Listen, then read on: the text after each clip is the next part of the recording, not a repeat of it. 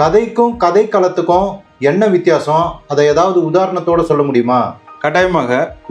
மனித உடல் அப்படின்னு பார்த்தீங்கன்னா எல்லாருக்கும் ஒரே மாதிரியான உறுப்புகள் இருக்கு.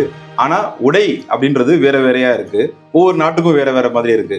இப்போ உடல் அப்படின்றது நம்ம கதையா எடுத்துக்கிட்டோம் அப்படின்னா, நம்ம அணியக்கூடிய உடை அப்படின்றது தான் கதைக்களம்.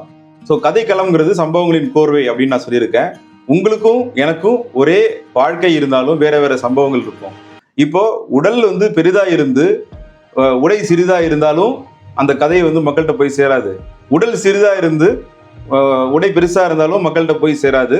அதனால உடலுக்கு ஏற்ற உடை, அதுதான் கதைக்கு ஏற்ற கதைக்களம். கதைக்களங்கள் நிறைய இருக்கு. அதை பற்றி நம்ம பின்னாடி பேசலாம். ஆனா அந்த கதைக்கு ஏற்ற களத்தை நம்ம எழுதுறதுக்கு எழுத்தாளர்கள் தயாரா இருக்கணும். நன்றி சார்.